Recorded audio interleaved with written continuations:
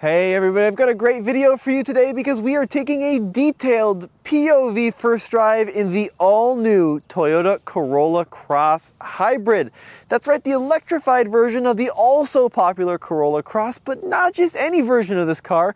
This is the absolute base model. This is the most affordable, the cheapest one you can get, and in this video I'm going to show you why you want to save your money. Get the cheap one, don't spend the extra coin. So let's talk about this car, right? It's available in three trims, the S, the SE, and the XSE. And this one is the base S, starts at under $28,000, just a hair under $28K. And honestly, it's not a bad looking little car.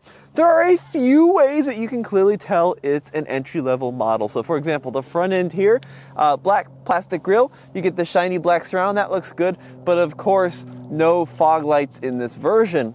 Luckily though, you're not stuck with some steel wheel and a crappy looking hubcap.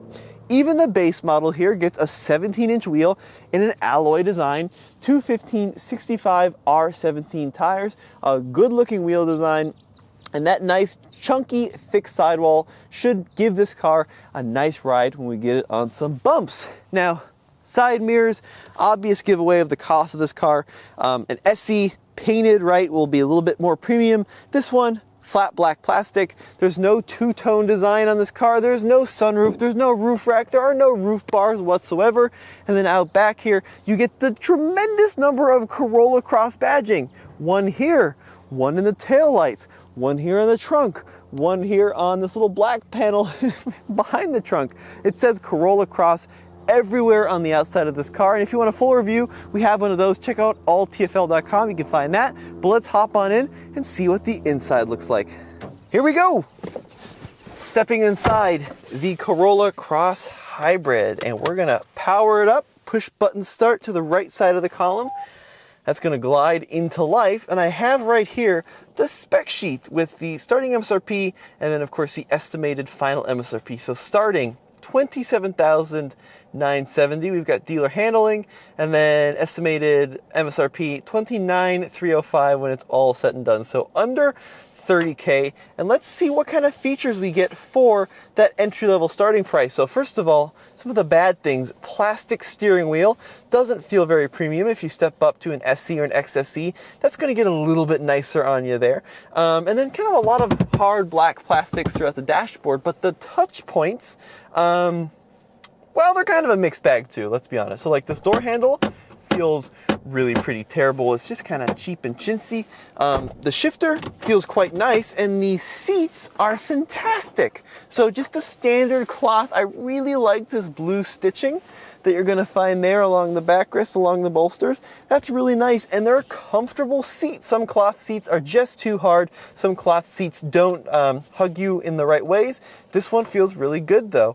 And let's talk about the technology. So 8-inch screen, standard in this car, no little dinky thing with no touchscreen. Even the S model here has pretty good connectivity. It's got really good colors. It's got Bluetooth connectivity. You can connect your phone, pair it, use all the functionality there. Single zone auto climate, even in the entry-level car. Push the button, engage automatic. That's really, really nice. No heated seats in this model. We have a couple blank spots there for those. USB-C charging there. Little cubby here, no wireless charging. And then shifter, park versus neutral drive. You got your S mode, shift up and down manually there for the eCVT, EV mode, and then also different drive modes, which will engage there in the central cluster. Look at that cluster, by the way. Try to get an angle for you there. It does have manually tilt up and down as well telescope, and you can see the cluster there has an analog gauge for not only speed but tachometer. Pretty funky, actually. Now, of course, the car is running. It's completely silent, though, because we are running on electricity. Let's see how the backup camera is. A little bit of a potato, entry-level model. No 360 cam, nothing like that. But that seems to work pretty well. Shifted into drive. Still completely silent because we are running on electricity. And let's cruise on out into the world and see what the Corolla Cross Hybrid drives like. So the powertrain, 2-liter 4-cylinder gasoline engine, right around 150 some horsepower, made into a hybrid system with standard all-wheel drive. So you got electric motors in the front, you got an electric motor in the rear for the rear axle. The electric power, they say, is combined like 150, so pretty good EV power, but the total system output, the number you need to know, 196, 0 to 60 in like the 8-second range. The standard Corolla Cross has 4-cylinder power, 169 horsepower. So this beast has a lot more power than the standard Corolla Cross, which I think is really cool, that the hybrid one is actually going to be the quicker, more engaging, the more fun version. Now, as we are just approaching the main road here outside of Carlsbad, California, near San Diego, initial impression, very quiet. We're running on electricity only. Here, I'm going to go into a screen here. Let's go to the car. Let's go to the energy flow screen, and you can see exactly what is happening. So right now, the gasoline engine kicked on, supplying us some electricity to the motors, some electricity to the wheels, some gasoline power to the wheels, and then as we go down this hill, we're getting some regen, so you can see what's going on all there in that central screen. A lot of complicated stuff. eCVT in this car, right? So you can shift it manually, right, to kind of engage some grade braking as we're going down this hill. You can see it's holding 3,500 RPM, no problem. Higher end versions of the Corolla Cross do get paddle shifters, but they're not really needed in a car like this. And cruising along. Now, initial impressions, the ride quality feels excellent. It is soaking up these small imperfections in the road beautifully. It's not transmitting any harsh vibrations, any harsh crashes or bangs through the cabin. Trying to hit some of the bumps in this road, and it feels really good. I think it's a very well isolated cabin from the road. Now, there's no feel. Right, the steering is not providing hardly any feedback, but that's okay. This is not a car designed to be driven quickly around a track. It's just designed to commute to and from work, and I think for doing that, I'm pretty impressed so far. Let's go ahead and turn right here. Nice solid little turn signal click. See how the handling is around this turn. Some body roll. Can squeal the inside right front tire around that turn.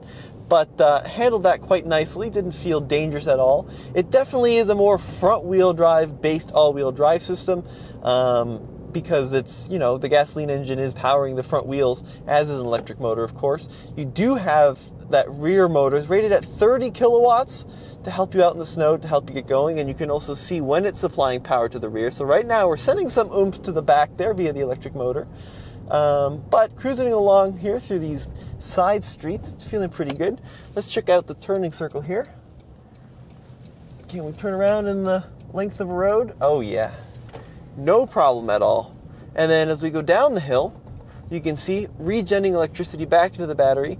It is speeding up quickly though, so it is not a one-pedal system by any stretch of the imagination. You do have to apply some brake to slow down.